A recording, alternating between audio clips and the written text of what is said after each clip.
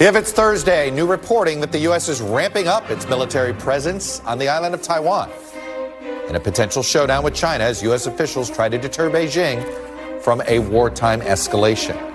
Plus, federal investigators released their initial findings on that toxic train derailment as Transportation Secretary Pete Buttigieg heads to East Palestine, Ohio, to defend the administration's handling of the disaster cleanup.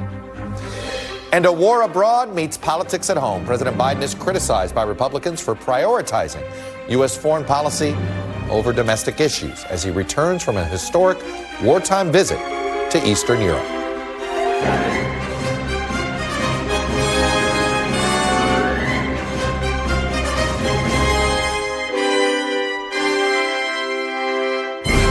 Happy Thursday. Welcome to Meet the Press Now. I am Chuck Todd reporting in Washington, where the Biden administration is facing a potentially dangerous escalation in tensions with Beijing. Early this morning, the Wall Street Journal reported that the United States is planning to deploy an additional 100 to 200 troops to Taiwan.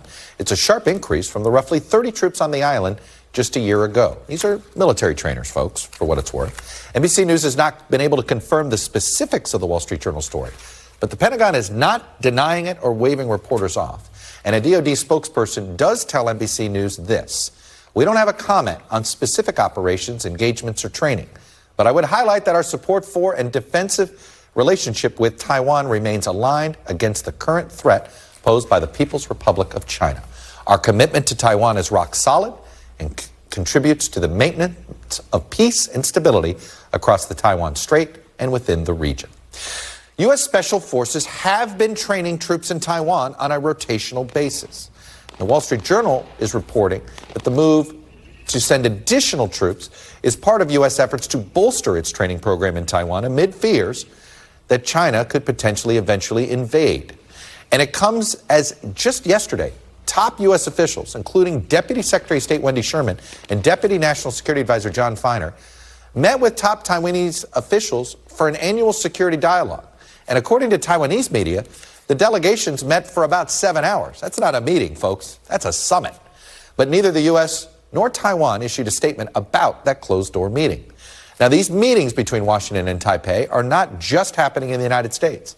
We've had multiple U.S. delegations traveling to Taiwan just in the last week, including the Pentagon's top China official, a bipartisan congressional delegation, and a secret trip by the chair of the new House Select Committee on China, Congressman Mike Gallagher, who said that his biggest takeaway from his meetings was the urgency in which the U.S. needs to deliver weapons to Taiwan.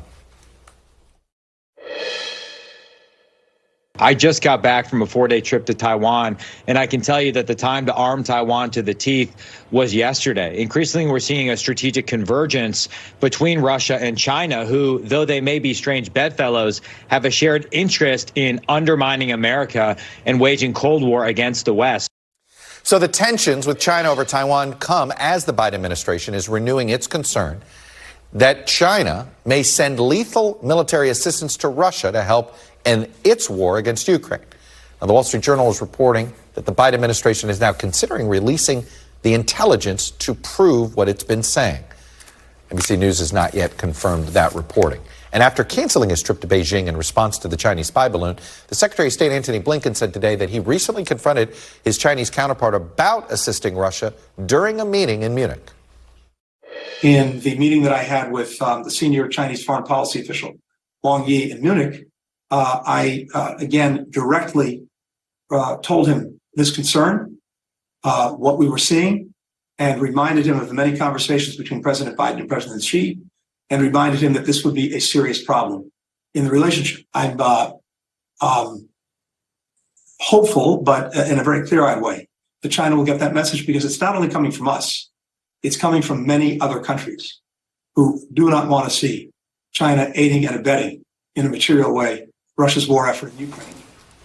Folks, the fallout from any of these developments would be notable in isolation. Sending more troops to Taiwan, multiple delegations visiting there, secret diplomatic meetings here in Washington, and warnings about China giving Russia lethal aid. What are we to make of the fact that they're all happening at the same time? Joined now by Nancy Youssef, one of the Wall Street Journal reporters who broke the story about the expansion of American military presence in Taiwan. And also with me is Ivan Kanapathy. He's a former China director for the National Security Council. He's now a senior associate and the Freeman Chair in Asian Studies at the Center for Strategic and International Studies, our friends at CSIS. Good to see you. Thank you, Ivan. Nancy, let me start with your reporting. I find it fascinating. Trust me, we've been chasing your reporting all day. The official U.S. response seems to be nervous about admitting what we're doing in Taiwan. That's right, and they frequently are. They don't want to talk about their troop presence because they're always trying to figure out what is the highest level of support that they can offer the Taiwanese without agitating relations with China. And so any details on the number of troops they have, the kind of training they're doing, their efforts to really bolster Taiwan's defense is always sort of kept behind closed doors, and it's very hard to get specifics. At the same time, they're saying that this policy is designed to be a deterrent. And so I think it's a balance between saying we want to deter China, but at the same time, we don't want to say specifically how we're doing that. For folks of a certain age, when they hear military trainers, that's just, oh, that's how Vietnam started. I mean, I hate to simplify it that way. What are these military trainers doing? So I actually think it's worth thinking about it more like Ukraine, which is one of the lessons that the U.S. took from Ukraine is that from 2014 until the invasion nearly a year ago, the U.S. was training Ukrainian fighters so that they could defend their country in the event of a fight, of an invasion, which of course subsequently happened. And so the idea from the U.S. military perspective is not to have trainers that are such that they're prepared to fight or confront China should they try to enter Taiwan, but rather to have the forces in place, the skills in place for local forces should they face an invasion. Remember, there's no Poland for Taiwan, so if there's an invasion, everything they have has to be there on the island ready to go. I guess the only version of Poland is Japan, the Philippines, and Australia, and us as the conduit, I guess. Well, and then ships would have to come in, and we saw in April, after Speaker Pelosi's visit, an effort to sort of see by the Chinese whether they could slow down some of those ships coming to an island. Ivan, I want you to take a stab at essentially we're asking a question of what do we make of all this happening this week? Is it just weird coincidence, or are things ramping up? So I think, if you want to say this week, it's coincidence, but potentially if you say, this season or these months or, at this point in history, and it's not coincidence, it's a reaction to a more assertive and aggressive China. And, for years, Chuck, we've sold weapons, to Taiwan. A lot of that is publicly disclosed, almost all of it. And you've seen in recent years that that's ramped up significantly. And so it kind of only makes sense. Now we're going to sell them weapons with our own money. Right? We're giving them these loans. We're thinking about giving them massive loans to essentially buy weapons from us. Potentially grants at some point. But it only makes sense for just never having to pay back the money. Right? Exactly. Okay. Yeah. But it makes sense that the training side, it's not just the equipment, the training side needs to also ramp up to match, you're right, to create a capability. Answer Mike Gallagher there. He feels like we need to arm them yesterday. What does that mean? What are they missing? Give me some specifics here. So I agree with Congressman Gallagher very much. Taiwan has, I think, for a long time focused on instruments of capabilities and platforms that are probably not best attuned for an island defense mission. And so some of the lessons that come from Ukraine, but really predating Ukraine, the United States had already announced, for example, these terms that are now familiar to all of us, like Stingers and Javelins and HIMARS, those are all on the rolls, ready to go to Taiwan until Ukraine happened, which has slowed it down. How much is that? I'm curious, Nancy, you're hearing this in the Pentagon. Are we stretched resource-wise right now? Well, certainly what we've seen is $30 billion worth of military equipment going to Ukraine. Some of that was equipment and weapons that was intended for other countries, including Taiwan. And we haven't seen a subsequent ramp up of defense contracting. And so what we've seen is a depletion of stockpiles and not as an aggressive effort to resupply those and build new weaponry. And so, yes, I think there is a feeling that stockpiles are being stretched. This was started as something that was intended to be temporary, that when people believe the war would be short. And as it's gone on, we haven't seen the subsequent adjustment to resupply that I think some would like to see, particularly when it comes to ammunition. Ivan, I want to talk about the political situation on the island of Taiwan. Is China given up on the idea of persuasion? China has not given up on the idea of persuasion, but I think that window is closing. I think we're, within a few years of China coming to that conclusion. And quite frankly, it's because China's own actions are quite counterproductive to the persuasion. They don't see it that way, and I don't think they, in their system, can acknowledge it, but that's what's happening. And what about the independence movement on the island? Is that, that seems to ebb and flow, too? Yeah, the independence movement on the island definitely exists, but it's not by any stretch as significant enough that it would drive the Taiwanese people to vote or put people in power that are going to move, significantly in that direction. I want to talk about the declassifying of this intelligence that the U.S. is talking about. Because look, when I had the Secretary of State on Sunday, it's sort of like, okay, we've been accusing the Chinese of helping the Russians all along. What's different this time? Do you get a sense of what's different? Sure. So up until this week, the aid was in the form of buying Russian gas, providing dual-use technologies in some cases. And what was significant is what the Secretary said on Sunday shows, including yours, was that the Chinese are looking at lethal aid, which is a very, very different. But he didn't say it was weapons. Right. It was an interesting. So what is lethal aid that isn't weaponry? Ammunition, which goes very quickly in war. And remember that the Chinese and Russians both have compatible systems in some cases, such that potentially the Chinese could provide ammunition with none of their fingerprints on it. And for the U.S., the providing of those weapons could change the war, as both sides are expecting a ramp up of fighting in Ukraine ahead of the spring. Ivan, I understand the geopolitical reasons for China to help Russia. Are they really going to give them? I mean, it feels like this is more of a rhetorical back and forth with the West rather than a serious effort. But, maybe I'm underrating it. So I think this is a key decision point, and the administration sees this as a key decision point for China and is trying very hard to influence that decision. Obviously, there's some intelligence suggesting that they're considering it. And therefore, based on, I think just like us, when we look at the Ukraine war, is this a pivotal moment where, a little extra help to Russia helps push them over? And, from China's perspective, the greater strategic picture can swing quite significantly. Is there another country that could persuade China to back off that isn't the United States? I don't think there is. Yeah. It's all about creating, and what is a real consequence that we could level against them that we would be willing to do if they did this? I think what we'll see initially is sort of a broadening and deepening of our sanctions programs. We're going to see some sanctions tomorrow, Chuck. Do you think the Europeans will join us? The Europeans are definitely going to join us tomorrow. On the Russian stuff, but what about on the Chinese side? That remains to be seen. That would be the hard part. Ivan and Nancy, thank you both for coming in. Nancy, terrific reporting. Like I said, we've been chasing you all day. Thank you. All right. Thanks, Chuck. Let me now bring in Congressman Dusty Johnson. He's a Republican from South Dakota, and he's a member of that House Select Committee on China. Congressman, it's good to hear from you. Thank you for coming on. Let me start with, we heard from Mike Gallagher earlier, the chair of the committee that you're on, can't get weapons there fast enough. What does that look like, and what is the balance between helping Ukraine and helping Taiwan that you'd like to see? Well, your other guests were right about a depletion of the stockpile. So I do think we want to be strategic and forward-looking.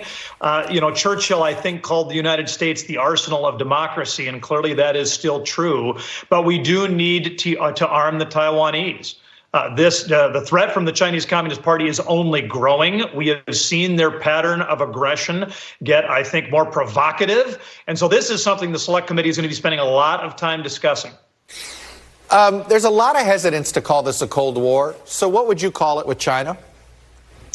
Well, I would call it a Cold War. I know, listen, that is not an official view on the Select Committee. Yeah. Some of my colleagues disagree with that. But, Chuck, I think we've been in a Cold War for 10 or 15 years. But it's been a one-sided Cold War. The Americans have largely been sleepwalking through these patterns of aggression. Being nice to China, asking them pretty please, and being concerned about agitating them has not worked. It hasn't helped the Uyghurs. It hasn't helped to slow Chinese efforts to destabilize our country and others. I think the time has come to be honest with the American people that the Chinese Communist Party is absolutely an adversary of our nation. What kind of red line do you think we should create here if China provides lethal, essentially, ammunition to the Russians? I think it is a big, big problem. It is time for Xi Jinping and the Chinese Communist Party to pick a side. They have tried to act like they're neutral. They're clearly not. But I think we need to amp up the global pressure on them. They can, birds of a feather flock together. So it wouldn't surprise any of us if Xi Jinping and Putin, both tyrannical dictators, started doing even more to help one another. But I think there need to be serious sanction and other economic accountability mechanisms if they do that. What could be done that would make China flinch?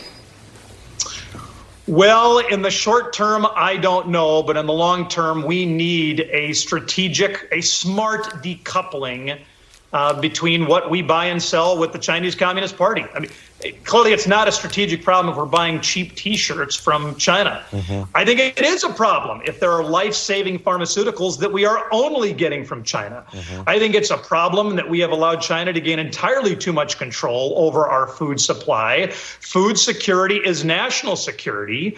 The Chinese Communist Party, by the way, has increased their holdings of foreign farmland by 1,000% in recent years. This is not just an accident. It is deliberate. And I think we need to do a better job. You know, I was looking into that. I understand it's increased by 1,000%. They still hold.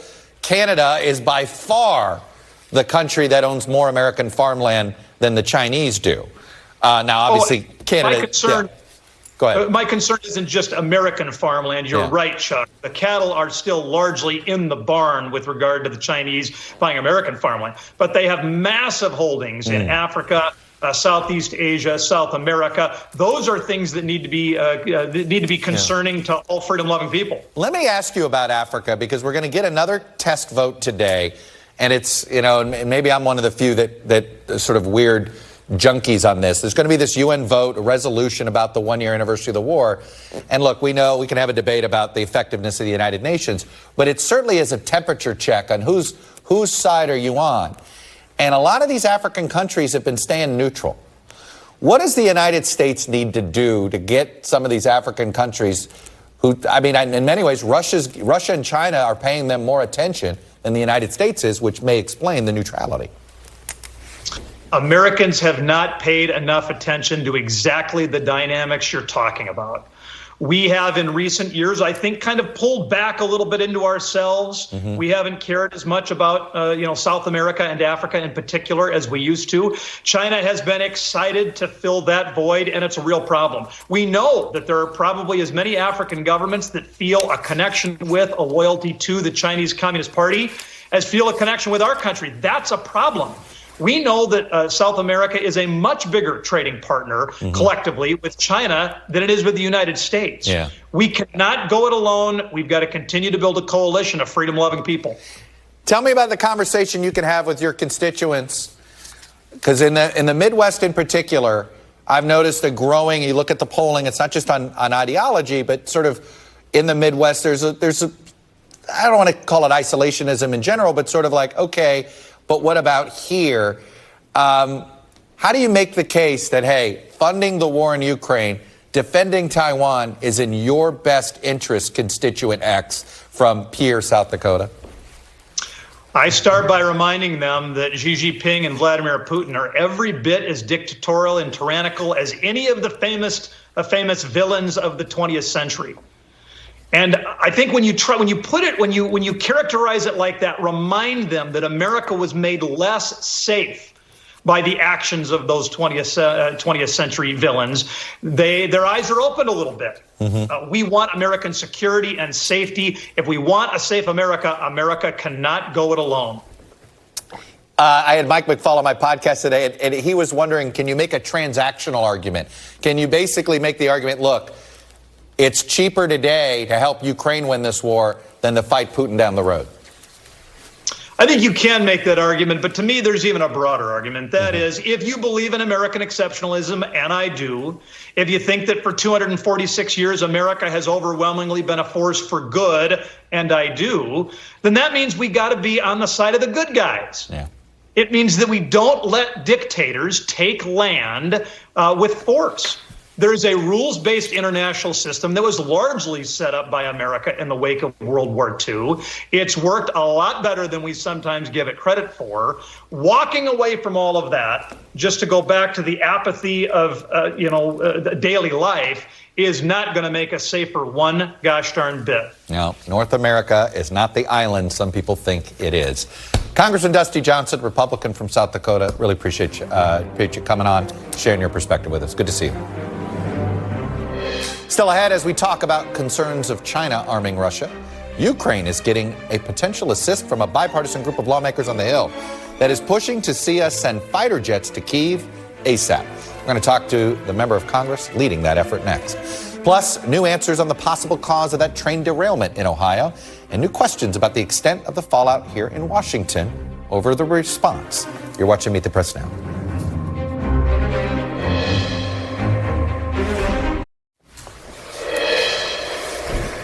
Welcome back. Vladimir Putin said today he intends to strengthen Russia's nuclear forces, days after he announced that Russia was suspending its participation in the last nuclear treaty between the United States and Moscow. President Biden has called that decision a big mistake, and it comes as the president just pledged to send Ukraine another $500 million in military aid. President Zelensky, meanwhile, is pushing U.S. and its allies to send them fighter jets. It's a request the White House has so far resisted, and it's also a request that Ukraine's been making for months. Now, however, there's a bipartisan group of U.S. lawmakers urging the administration to reconsider and to send Ukraine U.S. jets as soon as possible. The effort was spearheaded by Congressman Jared Golden. He's a Democrat from Maine, and he joins me now. So, Congressman, let me start with, I'm sure you've noticed this pattern better than anybody else, which is we'll say no until the last minute when we say yes. So I assume we're going to send these fighter jets at some point, and I assume your fear is we're going to send them too late. That's exactly right, Chuck. That has been a pattern that I've recognized in many of my colleagues who are on the Armed Services Committee, many of us veterans ourselves, mostly of the post 9/11 era, and we saw this early on. Where we were pushing for new air defense capabilities to be, and it took too long. Same as well with the HIMARS, long-range precision fires. Always a little bit behind. I think you're right. We will get to yes, but we should have probably started this process already. Some people have raised concerns about training. Well, right. Last September, many of us called on the administration to start training in F-16 or fourth generation aircraft. And of course, that hasn't even begun. So the time to start this process is right now. And that gets to something that I've been hearing more and more, and it hasn't mattered whether person, their political persuasion. This is left and right. If you've been focused on this issue, which is all of the training on American weapon systems. A lot of people were calling for this before the start of the war, and it didn't happen. Why do you think there was so much hesitance there? I'm not going to speak to why, Chuck, other than to reiterate one point that I wanted to make, which is that once America identifies a national interest and decides to act, we should act decisively to achieve the best outcome that we can. And in this case, acting decisively means the timely delivery of that battlefield capabilities, right, either in the form of supplies that are necessary to sustain the fight. Yes, the basics like bullets, water, these things that we all know troops on the ground need, in training the fighters. But then lastly, we got to deliver in a very timely manner new advanced technologies that can help them advance the fight on the battlefield. And of course, today we're talking about the F-16. It does seem, let me ask you this, the mindset in the administration, and I feel like I hear it even at the Pentagon, and it doesn't, I don't want to say which is, they want to give Ukraine enough to defend themselves, but they stop short of saying we're going to give them enough to win this war. Why do you think that is? I think it's fear of crossing some kind of red line that may not even exist. It has not been articulated, certainly, by the other side, Chuck. Let's just look at what's gone on in the last year. The battlefield is littered with Russian armored vehicles, tanks, troop carriers. How many casualties have they suffered? Many at the hands of American and Western supplied weaponry, from Stingers and Javelins to HIMARS and other things. If there was going to be some kind of red line to be crossed, one would have thought we had already gotten there. Now, a key point about F-16s, these are fourth-generation fighters that have been around for decades. Right. As opposed to HIMARS or Abrams tanks, which are more recent fifth-generation technologies. And we have said yes to those, but not to an older fourth-generation aircraft, which we have given to many other allies around the world. I'm curious, you have a constituency that's more rural, and in general, rural populations in this country have been less supportive of the war, of sort of these supporting the war in Ukraine these days. The focus, hey, how about focusing here at home? What's your case to your constituents? What do you tell your constituents? And let me ask you this. What would you tell President Biden about the patience of the American public on this war? Well, I've seen a strong showing of support in my district for supporting Ukraine. Driving around, Maine's very rural. You're correct about that. Very rural, second district. I was surprised early on the number of Ukrainian flags I saw flying around my district. I think it has something to do with being a rural community. So I don't know if you have data that supports. Well, the polling data is saying one thing. That's why I was curious if you're running into this similar. Where I was talking with Congressman Johnson earlier, and he, in South Dakota, he's running into that. There's a little bit of the old isolationist view that certainly goes hot and cold in this country. Sometimes, no matter the politics. Sure. Dusty's a great guy. I'm glad you had him on. I work with him often. I guess I would say this. There is a clear national interest for the United States of America to arm Ukraine against Russia. Let me remind people of a couple of things. I'll start most recently. We know of ongoing Russian cyber operations against America. Most recently, we've talked about their efforts to hack into our critical infrastructure from gas pipelines to water and power plants. In 2018, 2019, General Nichols, when I was on the Armed Services Committee, the head leader of the American military in Afghanistan made clear that we knew that the Russians were involved in arming the Taliban at a time when we had American advisors on the ground with the Afghan military, putting our troops into harm's way. And then going back to the Mueller report in 2016, this is a direct quote out of the Mueller report. The Russian government interfered in the 2016 presidential election in sweeping and systematic fashion, from social media disinformation campaigns that were meant to divide Americans against one another to cyber hacking operations directly targeted at U.S. presidential candidates. Now, before you or before viewers go and think that I'm making this political, they found no coordination, no evidence of any kind of conspiracy between any candidacies for the presidency and the Russian government. It doesn't change the fact that they came after our democracy in a very serious way, and there's been little to no repercussions. So make no mistake about it, Russia is not our friend, they are our enemy. In Ukraine, we have an ally who is in direct combat with them right now. Do you think President Biden has been clear enough with the American people about this? I defer, to them to give us some feedback on that. I think he's made the case several times. Most recently, in the last couple of months, with the State of the Union address, of course, with the invitation to President Zelensky to come before the United States Congress, and the President has made a big push in the last couple of weeks as well. Congressman Jared Golden, Democrat from Maine's 2nd District up there. Thanks for coming on, sharing your perspective with us. Good to see you. Hey, thank you. Take care. Up next, a fresh exchange of rocket fire as tensions are escalating between Israel's military and Palestinian militants. We're live in Tel Aviv at the very latest. You're watching Meet the Press Now.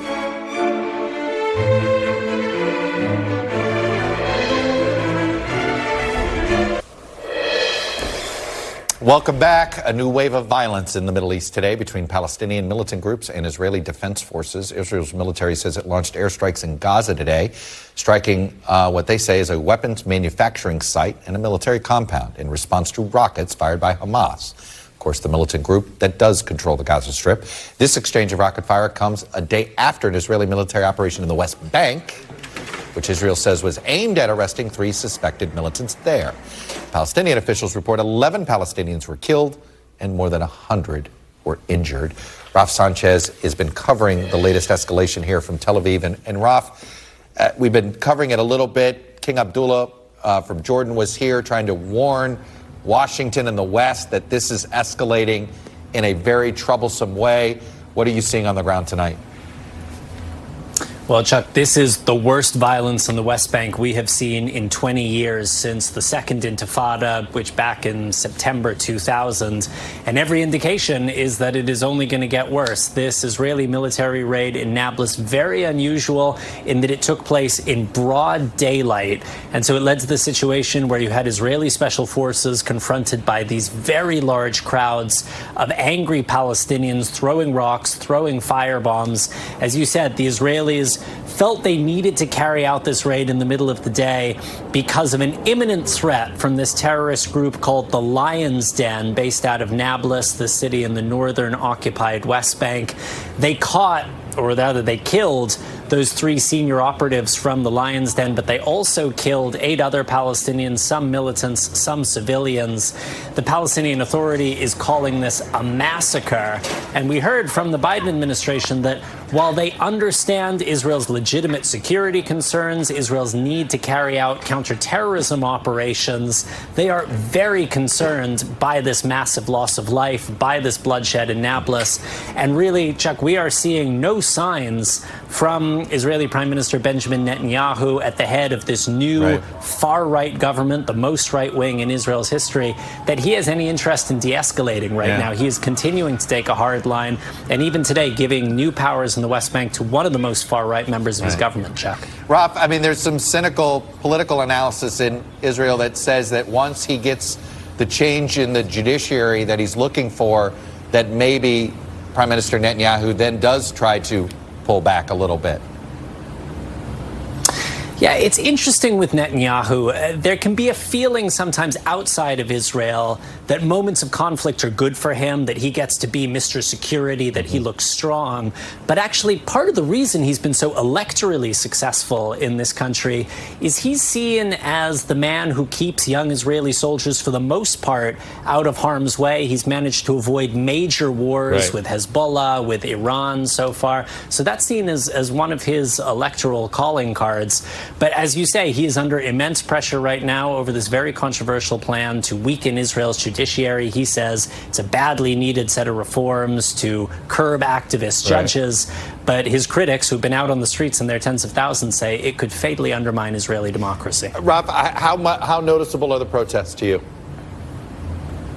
Very. Here in Tel Aviv, you know, almost all of liberal Israel, it seems, are out en masse on the streets. You know, everybody knows seems to be out here. I kind of would compare the reaction in Tel Aviv, the sort of liberal capital of Israel, as opposed to Jerusalem, the actual capital, as well as the conservative capital. It's a little like the feeling in New York after Donald Trump won. People just absolutely in shock, not only that Netanyahu is back, but at the head of this very, very right-wing government, Chuck. Interesting comparison there. Raf Sanchez, well done reporting for us in Tel Aviv. Raf, thank you.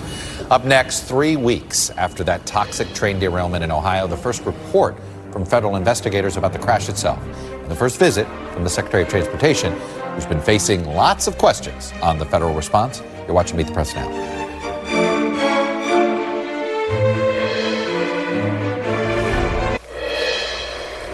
Welcome back. The National Transportation Safety Board today released its first findings in their investigation of the cause of the derailment of a train that carried toxic chemicals, which of course derailed in East Palestine, Ohio 3 weeks ago.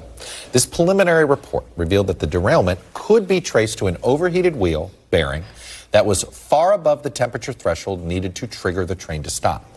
Norfolk Southern has not publicly responded to the findings. This report comes as the Secretary of Transportation, Pete Buttigieg, paid his first visit to East Palestine today. Since the derailment, he recommitted to holding Norfolk Southern accountable for the disaster. Norfolk Southern is running trains on this track, and as long as anybody is feeling the impacts of this disaster, Norfolk Southern has to be there. Not just this year, not just when all the press are here, but every single day. But also, Norfolk Southern and the other freight rail companies need to stop fighting us. Experts say the air and water are safe, but some residents are still concerned about health impacts of the chemicals that were released by the crash and the subsequent fire. Jesse Kirsch, who is on the ground for us here at NBC News, is in East Palestine today, and Jesse was there for the visit. It's been interesting to see the Secretary of Transportation. He seemed a little bit chagrined that he didn't get there sooner. He explained why, but he seemed to not like the fact that he had to explain why he wasn't there sooner. Yeah, and Chuck, he was asked about this again today. Essentially, he's framing it as trying to balance the needs of investigators up against trying to express his support in person. Here's part of his exchange with our Ron Allen. Records and spoken to the people. Was it a mistake not to come here sooner? You know, what I tried to do was balance two things. My desire to be involved and engaged and on the ground, which is how I am generally wired to act, and my desire to follow the norm of transportation secretaries, allowing NTSB to really lead the initial stages of the public-facing work. I'll do some thinking about whether I got that balance right. But I think the most important thing is, first of all, making sure that the residents here have what they need. So, Chuck, that's the political side of this.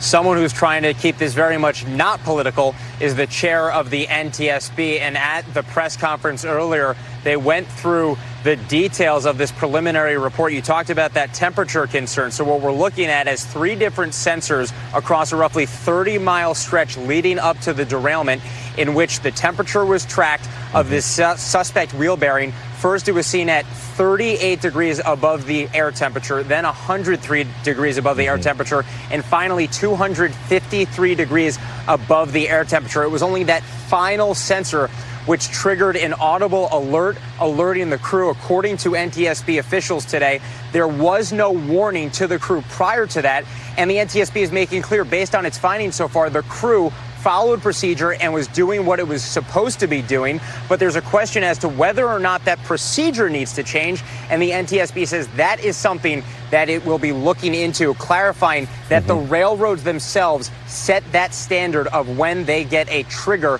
for an alert based on a critical temperature. So the question is out there, was that alert level too high for what would have been necessary to possibly prevent this? That's just one of several questions still unanswered in this community. Jesse, I just want to say I think you did a terrific job explaining that. That was not an easy thing to explain. The track itself, was this early warning system, is it something that Norfolk Southern has in place, or does the track itself have it and it's something the government keeps track of? So a former member of the NTSB board, I believe a former chair, was on with Chris Jansen on MSNBC earlier and was talking about how the railroads manage the tracks themselves. So best we can understand from the NTSB press conference today, Chuck, the railroad is responsible for setting that standard. So they are saying that this is something that is railroad procedure, and that's how they've been putting it so far. And again, pointing the finger at the railroad, perhaps, really very much trying to make this about making recommendations moving forward. That's NTSB's role in this. But obviously, you have the Biden administration talking about trying to tighten reforms, tighten the safety measurements, and you have that up against the Trump administration, or former President Trump, and defense of his administration partially, which has been had the finger pointed at it by the Biden White House, posing the question of why we haven't seen top-level, cabinet-level officials here sooner than we have. I'll tell you, it's the top part of that response there. I don't know how you explain how the railroad company gets to regulate itself. I think we've all learned there is no such thing as any industry that knows how to regulate itself. Jesse Kirsch in East Palestine, Ohio for us. Jesse, thank you. By the way, we accidentally showed you some Tesla video a moment ago because we had it ready to roll for our next story, because we have an update on Elon Musk's clash with the state of California. Because despite the Tesla CEO moving the company's headquarters out of Silicon Valley to Texas after lambasting California's COVID policies as, quote, fascist, Musk is having to go back to California. Why? The reason appears to be about talent. Musk is opening up a new headquarters specifically for engineers in Palo Alto. He toured the new facility with California Governor Gavin Newsom yesterday. And while Tesla's corporate headquarters will technically remain in Austin, the new expansion will drive much of the company's research, development, in AI, with plans to fast-track self-driving vehicles. All of that is going to be in California now. The move also puts Musk closer to Twitter headquarters, which he purchased last year. Coming up, is Donald Trump taking a page from the Bill Clinton 1992 presidential campaign playbook? We'll explain that one after this.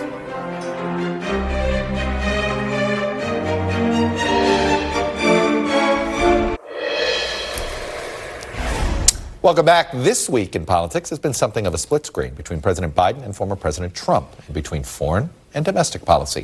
Biden kicked off the week with a surprise visit to wartime Kyiv, loudly reaffirming U.S. support for Ukraine ahead of the one-year anniversary of Russia's invasion. The White House clearly welcomed the commander-in-chief moment, especially for a president who's faced questions about his age and stamina. That trip to Kyiv was something that would have tired anybody out. Meanwhile, back at home, the president's potential 2024 opponents have been trying to use the moment to accuse Biden of abandoning Americans facing problems here at home. Donald Trump specifically focusing on what happened in East Palestine, Ohio. In fact, Donald Trump made one of his first in-person appearances that wasn't a rally in East Palestine, Ohio earlier this week, taking the opportunity to criticize the administration's foreign aid. I sincerely hope that when your representatives and all of the politicians get here, including Biden, they get back from touring Ukraine, that he's got some money left over. So joining me now is our panel, Tamara Keefe, NPR White House correspondent and host of the NPR Politics podcast, Boston Globe columnist Kimberly Atkins-Storr. She's also an NBC News contributor, and Republican strategist Doug Heye. You know, Tamara, you go back to 1991, and we had a president, George H.W. Bush, flying high up to the end of the Cold War, U.S. military might in the Middle East, easily pushing back Saddam Hussein out of Kuwait, and Democrats were running around the country going, hey, what's going on here? And it worked. He had this, everybody trusted Bush more on foreign policy, and it didn't matter. Clinton was focused on the economy. Domestic politics usually does trump this stuff. Oh, absolutely it does. In this case, I think President Biden needed to go to Ukraine for the domestic politics of actually maintaining support for the war in Ukraine.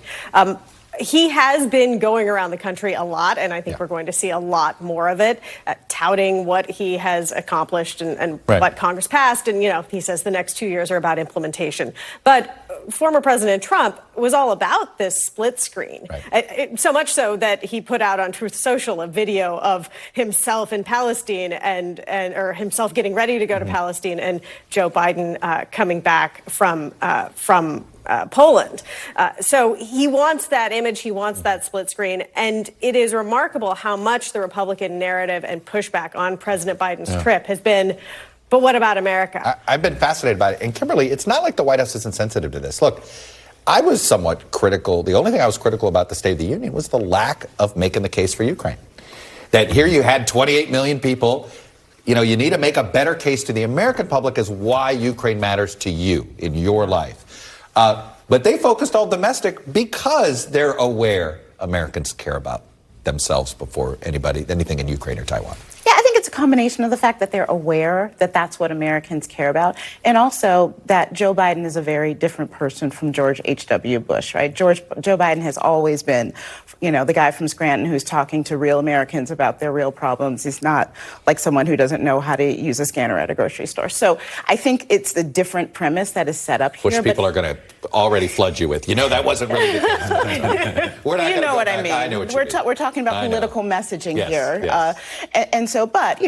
It was an opportunity that was missed by the Biden administration not to have a face in Palestine, given what's going on. The fact that they let Trump beat them there was a big mistake that they should not have made. But at the same time, I don't think voters see Joe Biden as somebody who's been absent from America. Doug, it is fascinating to me. Like I remember George H.W. Bush was at a G7 meeting in Rome, and Democrats were passing out T-shirts. George H.W. went to Rome, and all I got was his T-shirt. And it also sort of reinforced the idea that Democrats care more about domestic policy than they did foreign policy. It's weirder to see Republicans play this card. I'll be honest with you, because normally this is the party of a bit hawkishness. Well, and Not the party's changed a lot recently. And for the Biden administration, this should be the definition of being able to walk and chew gum at the same time and living up to that core Biden promise that we're going to be competent professionals. So if we had seen Pete there as Secretary Pete on the ground early, if we had seen Michael Regan there earlier, then that gives Biden a bit more flexibility, and you take away some of that split screen that we'd seen there. And so Biden will go eventually, and then it will be too late. And I will say, in the context of the only time I ever gave any advice to the Trump campaign was in 2015. And I said, if Donald Trump is the first politician to go to Flint, Michigan, he resets this race. Yeah. And Trump's visit was good politics. I would say, in matters of consistency, then also go to Flint, Michigan, also go to Jackson, Mississippi. Put yourself on the ground everywhere. Look, and I've gone back. It drives me nuts that Jackson, Mississippi isn't a bigger priority for the Biden administration. Yeah. I don't understand why they have not grabbed Jackson the way they grabbed Flint as a campaign issue. Yeah, I wonder that too, especially knowing who their base is, who they need to coalesce around them again. If you want to look at it totally politically, you could look at it through that lens too, right? It's a weird. And Trump and J.D. Vance get it because they specifically said the quiet part out loud, our voters. Our voters, right, which is why they're not in Jackson. I mean, that's the irony here. You expected the Biden White House to be Jackson and East Palestine. Yeah, you really did expect that. I mean, especially given the messaging around what's going on with East Palestine. And so, yeah, that is another missed thing. Look, at the same time, we need to be clear here, and the Biden administration is trying to be clear here that what happened in East Palestine is in part because of a regulatory blunder by the previous administration. But at the same time, Pete Buttigieg did not undo the things that Trump has done yet with respect to those regulations. You know, the moment also was a reminder, Tamara, as there's a lot of reporters, a lot of us are chasing this narrative, Trump doesn't have the same grip on the party. And I see these stories and I feel like we keep rewriting this narrative. And then you watch this moment in East Palestine, you're like, you sure? I mean, it was very much the kind of event that President Trump would have held, right down to the Big Macs. It was very much as if he were still president. He flew in with a big plane. He delivered the water. DeSantis wouldn't have that moment. He wouldn't know how to do that moment, would he? Well, he wouldn't have his own plane to fly in. And I think that is part of what former President Trump was doing, is reminding everyone what a Trump presidency could look like, which is, you know, you got something, I'll fly in, I'll bring my branded water. But DeSantis also plays a different game than Donald Trump. He's very clear and very specific and methodical on what culture moments he picks, DeSantis does. But when times of crisis come, as we saw with the hurricane, he's sending a message to his state that he represents all voters in the state, and more nationally to independent voters, I can also be an adult and govern. That's not what Donald Trump was doing. Donald Trump was seizing a political moment.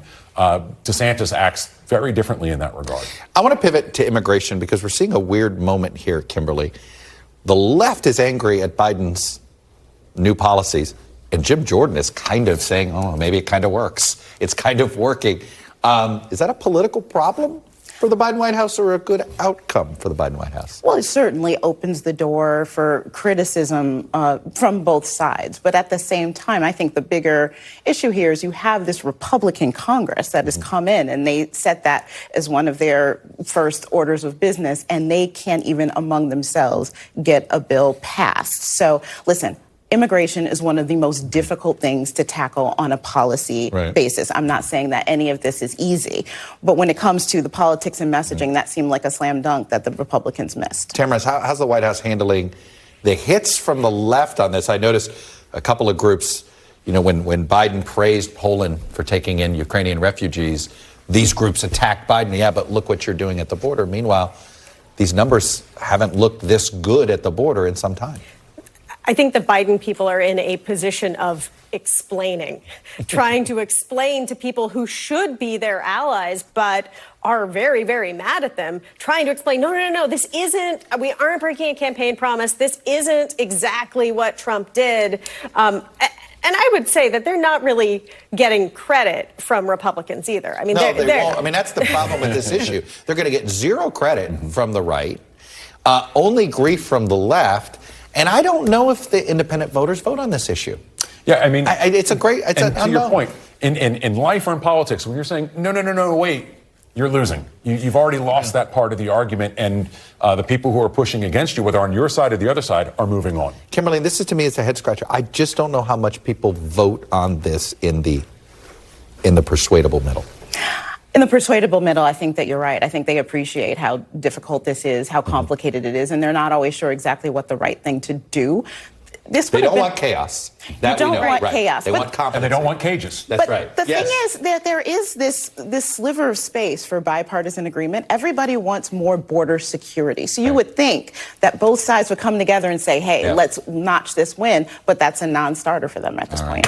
And what's a non-starter is me starting another conversation. I got to go. Tamara, Kimberly, and Doug, thank you. Thank you all for being with us this hour.